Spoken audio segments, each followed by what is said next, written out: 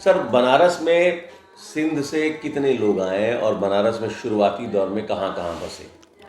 बनारस में लगभग 500-600 परिवार साधविला आश्रम के महंत स्वामी हरनाम दास, जो उच्च कोटि के पश्चिम भारत के विद्वान थे और साधविला आश्रम के महंत थे, उनके नेतृत्व में शंकर सत्संग भवन के शंकर लाल शर्मा, पंडित शंकर लाल शर्मा के नेतृत्व में यहाँ आए।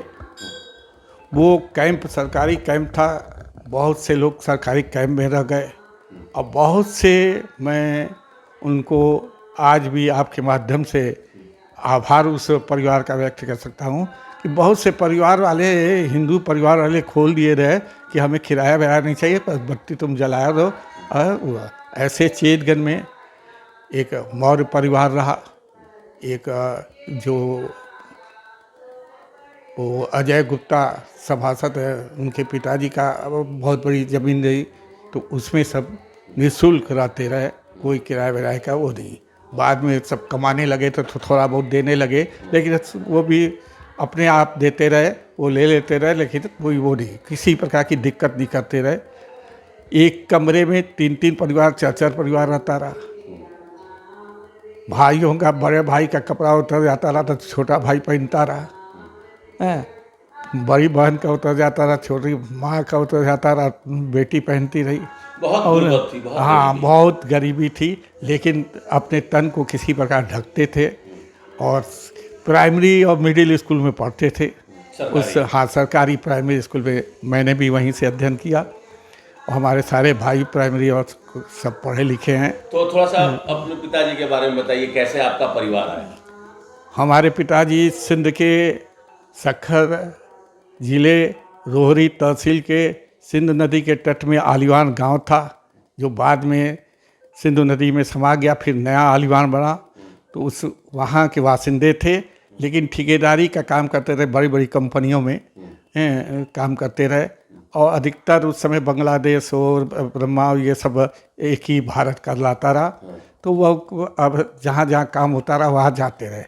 विभाजन, संपन्न थे खूब। हाँ, विभाजन के उसमें कोई कमी नहीं थी, संपन्न, हाँ, कोई कमी नहीं थी और खुशी सुखी वाला जीवन था। उसके बाद सब विभाजन में वो बहुत दूर रहे, विभाजन एकाएक हो गया। 1948 में 21 जनवरी के हत्याकांड से रक्तपात से वहाँ के सिंधी मुसलमान तो अच्छे थे, सिंधी मुसलमान, लेकिन यहाँ के जो मुसलमान मुस्लिम लीग के, कम्युनिस्ट पार्टी के जो कार्यकर्ता थे, उन्होंने बहुत रक्तपात किया। उससे 21 जनवरी 1948 को उससे कराची में उससे घबरा कर सब लोग वहाँ से निकले। पिताजी छूट गए, हमारे फूफा जी हमारी माँ को लेकर आए। फिर ट्रेन में हमारी माँ छूट गई फूफा जी से, फूफा जी चिंतित हुए। फिर उस समय अंग्रेज़ गवर्नमेंट थी और किसी प्रकार अंग्रेज़ गवर्नमेंट की व्यवस्था अच्छी थी, प्रबंध अच्छा था किसी तरह, लेकिन क्या है, जब इंसान में हैवानियत का सवार हो जाती है तो बहुत बड़ी बड़ी व्यवस्थाएं टूट कर गिर जाती हैं। ऐसे ही अंग्रेज़ का। लेकिन हमारी माँ एक स्टेशन में उतारा गया, वहाँ के हिंदुओं ने, हिंदू भी उतर गए, सुरक्षित उनको स्टेशन मास्टर के घर पर रखा गया और उनकी बड़ा सेवा किया, वो किया। तब तक हमारे फूफा जी आए और उनको लेकर बनारस में आए, ललिता घाट में आए। ललिता घाट में कुछ लोग हमारे अब पहले ही रिश्तेदारी सब पहुंच चुके रहे, वहाँ आए। वहाँ के बाद वो सब बहुत से लोग कैंप में चले गए रहे, लारतारा में जो कैंप लगा रहा वहाँ चले गए।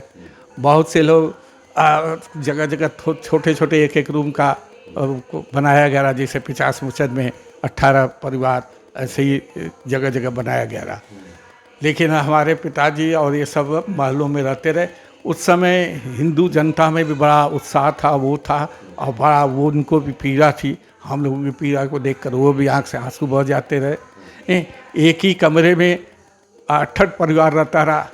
शाम को कोई सोता रहा, तो रात को कोई रहता रहा, तो कोई दिन को रहता रहा, ऐसे कर। हम लोग तो 7 भाई बहन थे। तो सभी का जन्म यहीं हुआ, बनारस में हुआ? नहीं, एक भाई, 2 भाइयों का वहाँ हुआ। 2 भाई? हाँ, माने एक मौसी के जो लड़के रहे उनका, और वो तो हमारे पिताजी उस समय तो मान्यता भी रही विकलांग अपने चाचा को भी लेते आए, अपनी बहनों को लेते आए, अपने रिश्तेदारों को भी सब इधर बुला लिए। हमारे मौसी मौसा गुजर गए, उनके लड़के लड़कियों को भी अपने साथ रखे और वैसा ही पाठ आप लोग कैसे ग्रो अप किए? हमारे पिताजी करते रहे काम, लेकिन अच्छी सर्विस करते रहे और प्राइवेट जॉब में, और उनका सम्मान था। कहाँ नौकरी? ये बनारस में ही? नहीं, बनारस नहीं, बनारस के बाहर। उस आते जाते थे यहाँ? आते जाते थे, और 8-8 महीना 9-9 महीना लगता रहा आते जाते रहे। नौकरी की? आसाम में अधिक किए, बिहार में भी बहुत जगह किए, रायपुर ये सब में भी किए, सब जगह घूम घूम कर परिवार को मजबूत करने के लिए बहुत मेहनत किए और बहुत ईमानदार रहे, और अपने काम में इतनी मजबूत थे कि हर कंपनी उसको अपने यहाँ बुलाती थी। आप लोगों ने कैसे मेहनत की? तो हम लोग पढ़ाई लिखाई करते रहे, प्राइमरी स्कूल मिडिल स्कूल पढ़े, और हम लोग सब भाई BHU में भी पढ़े हैं, और पढ़ने में अच्छे रहे तो BHU में भी होते जाता रहा, BHU में पढ़े।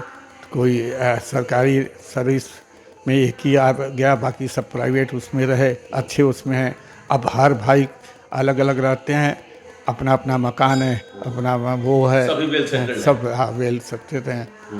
मुझे 2 लड़कियां हैं, तो एक लड़की हाई कोर्ट की वकील है लखनऊ में, एक यहाँ है वो भी AA में है, लेकिन उनके दुकान है, बिजनेस है मोबाइल की, मैं उन्हीं के साथ रहता हूँ। तो अपना बिजनेस उन्होंने खड़ा किया? हाँ, 3 दुकान। तो जितने भी यहाँ सिंधी परिवार आए हैं, सबकी अपनी यही कहानी है? हाँ, बहुत। ये आपके जितने 10 मील में दुकानदार हैं, ये सब पटरी में लगाते थे, पटरी में लगाते रहे, सवेरे रात को सब सरिया कर रखते रहे, सवेरे 4 बजे उठते रहे हैं, खाना वाना खाकर 6 बजे गंगा स्नान होता रहा, वो होता रहा, वहाँ जाते रहे, करते रहे।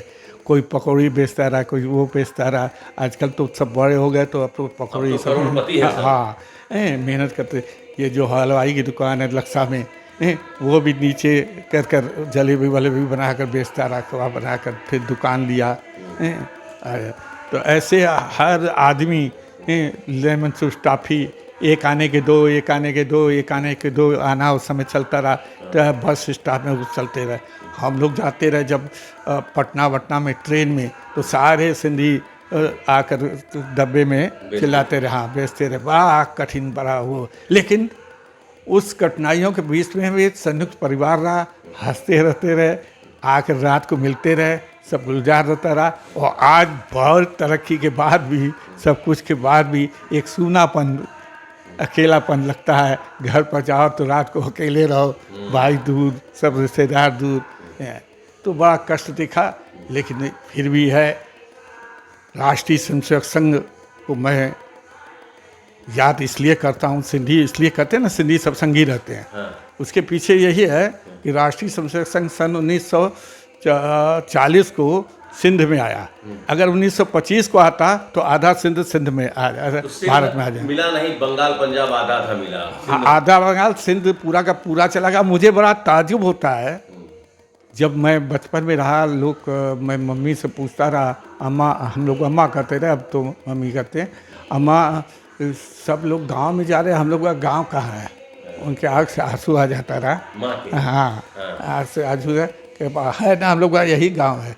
अरे सब गांव में जाते हैं और हम लोग, और वही चीज़ अब हमारे बच्चे, हमारे पोते पूछते हैं कि हम लोग क्या है। सावित्री सचदेवा। हाँ, पिताजी का नाम ओडी सचदेवा।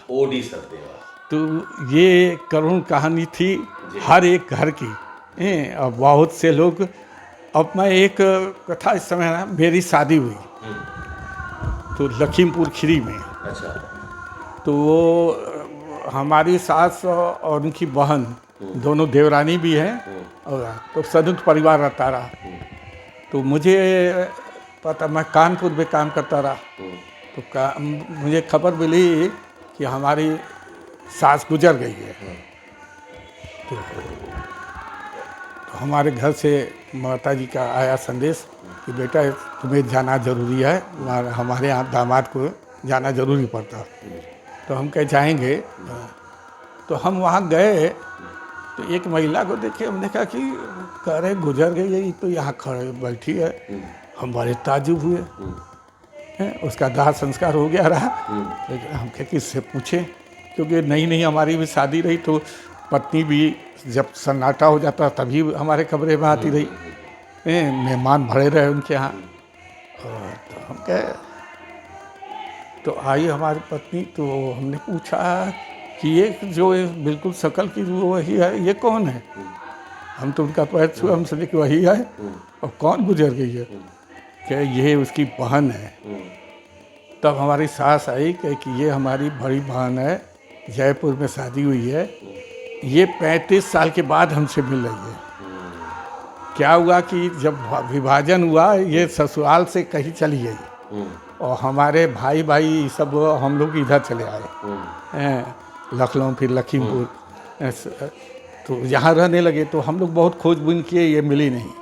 अब इनकी लड़की की शादी हुई है रायपुर और हमारी ननद की लड़की की शादी हुई है रायपुर, दोनों का आमने सामने घर है। तो उन्होंने कहा कि अरे तुम हमारी बिल्कुल मामी के जैसे लगती। ये गई अपनी लड़की के यहाँ के मामी के जैसे। अरे तो इनके आँख से आंसू हो गया। तो कैसे तुम्हारी मामी? के हमारी लखीमपुर में है मामी, वो बिल्कुल आपकी शक्ल की है। तो वहाँ से हाँ, तो उनका एड्रेस ली तो उन्होंने कहा मैं आ रही हूँ। वो स्टेशने में ट्रेने में रही, इधर ये गुजर गई। 35 साल बाद वो रोने लगी कि 35 साल के बाद मिले भी तो मृत्यु कैसे। बड़ा कानूनी को दृश्य। ऐसे कई परिवार रहे जो बिछुड़ गए, वो किए। बहुतों का तो पता ही नहीं चला, बहुतों की हत्या हो गई, क्या हो गई। वो दृश्य तोड़ देता आदमी। जी जी। गांव के गांव जला दिए जाते रहे वो, जबकि भूमि में 40%, हम लोग 23% रहे हिंदू, और 47 में कोई नहीं आया, माने 1-2%। लेकिन 48 के बाद और आज तक सारे के सारे 23% हिंदू चले आए इधर। खाली वहाँ % कहीं रह गए और सिंध में वो भी, हाँ, वो भी दलित परिवार के जो सफाई सब करते हैं, अधिकतर ज़्यादा वही हैं। अभी भी हम सिंध में सारे मंदिर नष्ट कर दिए गए, सात बेले आश्रम में कब्जा कर दिया गया। सिंधियत को वहाँ के सिंधी मुसलमान उठे हैं फिर जिए सिंध, क्योंकि मैं कहता हूँ सिंध के बिना भारत अधूरा है। क्योंकि मैं ये सोचता हूँ कि सिंधु घाटी की सभ्यता भारत का अभिन्न अंग है। गंगा जमुना सरस्वती, ये कहते हैं ना, नर्मदा कावेरी सिंधु, ये नदी का उच्चारण हम सवेरे स्नान के समय करते हैं। पंजाब सिंध गुजरात मराठा करते हैं। तो हाँ, उस कांग्रेसियों ने उस सिंध को कैसे छोड़ दिया? अच्छा, आधा मिल रहा था, आपस में चर्चा हुई कि आधा लिया जाए, तो इसके लिए संघर्ष समिति बनी। संघर्ष समिति में दौलतराम भगवान दास, ये सब, आचार्य कृपलानी, ये सब कहे कि हाँ, आचार्य कृपलानी अध्यक्ष थे उसके कांग्रेस के। उन्होंने कहा हाँ बिल्कुल, हम लोग भी साथ में हैं। लेकिन ये सब अपनी जान बचाकर भाग आए, अधूरा छोड़ दिए, और कई लोग संघर्ष करते हुए जेलों में रह गए पाकिस्तान के। उसके बाद उनकी ऐसी करुण कहानी यहाँ भी आए, बड़ा मेहनत कसकर हमारी माताएं, दादी, वो सिंधी और हिंदी नहीं आती रही, सिंधी बोलती रही, सब लोग चिढ़ाते रहे, वो करते रहे। लोगों ने रिफ्यूजी का दाग लगाया, जबकि हम रिफ्यूजी नहीं रहे। हम पहले भी भारतीय थे, आज भी भारतीय, और कल भी भारतीय रहेंगे। सिंध से बना हिंद, और सिंध से ही हिंदू हिंदुस्तान, सिंधी सिंधुस्तान। इंदिरा गांधी ने वर्ल्ड सिंधी सम्मेलन में कहा था कि मुझे गर्व है कि आपके तीनों शब्द सिंधी सिंधु सिंधुस्तान, उससे हिंदू हिंदू हिंदुस्तान बना। सावरकर ने कहा सिंध है तो एक अर्थ है, सिंध के बिना भारत का कोई अर्थ ही नहीं रखता। ठीक है।